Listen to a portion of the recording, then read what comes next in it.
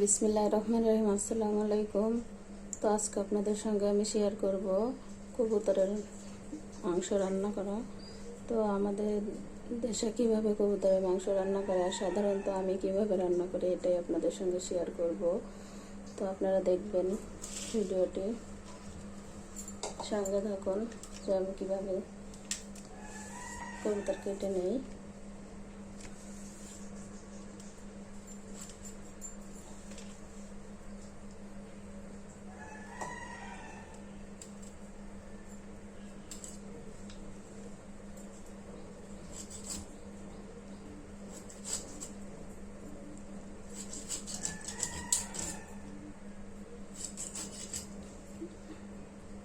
তো এই যে এইভাবে আমি টুকরো করে কেটে নিয়েছি।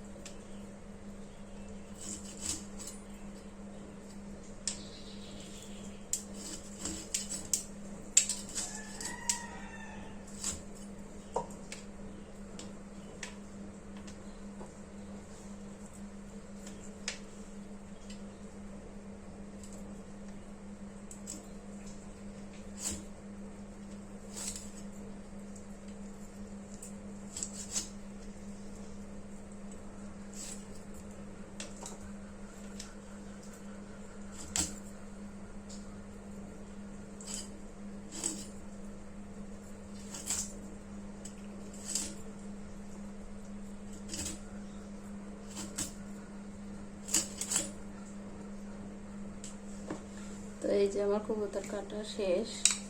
এই যে এতটুকু মাংস হয়েছে দুইটা কবুতর মিলে। তো কবুতর কিন্তু আমার কেনা না, কবুতর আমি পুষি আমার বাড়িতেই। আপনাদের দেখাবো কিভাবে কবুতর পালি, তো আপনারা দেখেন। আর এই যে অনেকটুকু মাংস হয়েছে আর ভালো তেলও হয়েছে। কিনা কবুতর কিন্তু এত তেল হয় না। তো এই যে আমি মাংসটা পরিষ্কার করে ধুয়ে নিয়েছি। এই যে পরিষ্কার করে ধুয়ে নিয়েছি। এখন আমি এটা মাখিয়ে নেব। এটা এখন মাখিয়ে নেব। তো এখানে দিয়ে দিচ্ছি 1 চামচ পরিমাণ রসুন বাটা, আদা বাটা,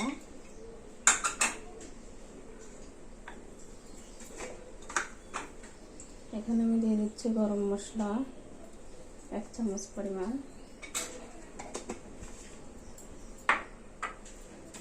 যেহেতু জিরা বাটাটা দিই আমি সাধারণত, এখন নেই এই কারণে বাটা জিরাটা নেই, এই জন্য আমি গুঁড়া দিয়ে দিলাম 1/2 চামচ।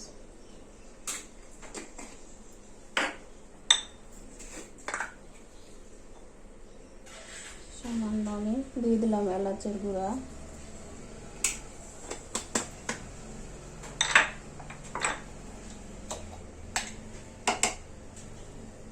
ধনিয়া গুঁড়া,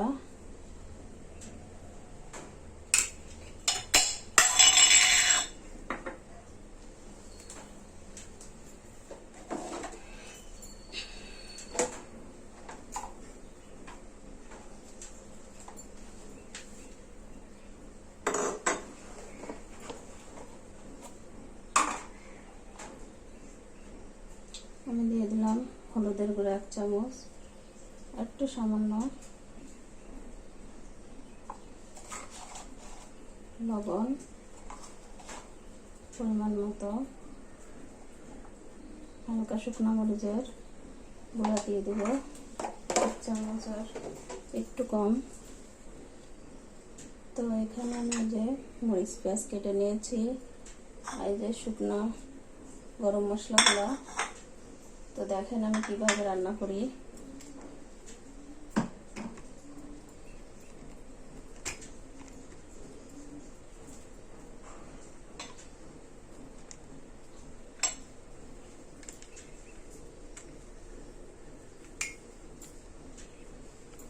প্রথমে আমি চুলাটা জ্বালিয়ে দিলাম।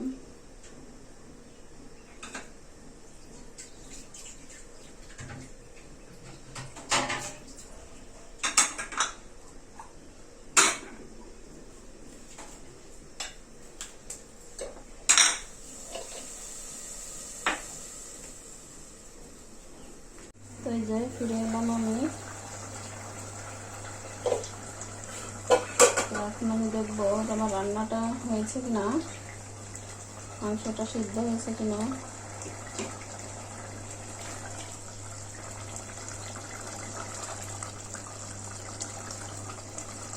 এই যে আমি হালকা ঝোল থাকতে নামিয়ে নেব।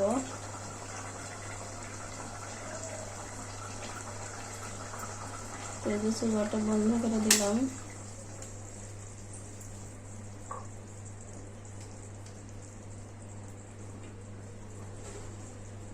এখন আমি এই যে এটা বেড়ে নিব।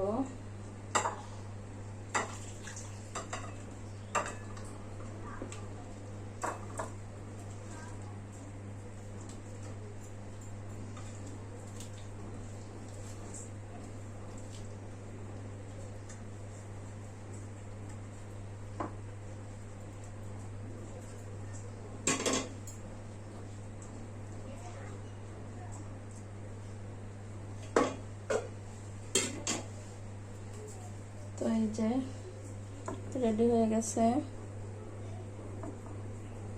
এই যে রেডি হয়ে গেছে আমার কবুতরের মাংস রান্না।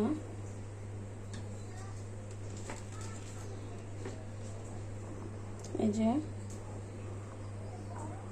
রান্না শেষ। এই যে দেখতে অনেক সুন্দর লাগছে।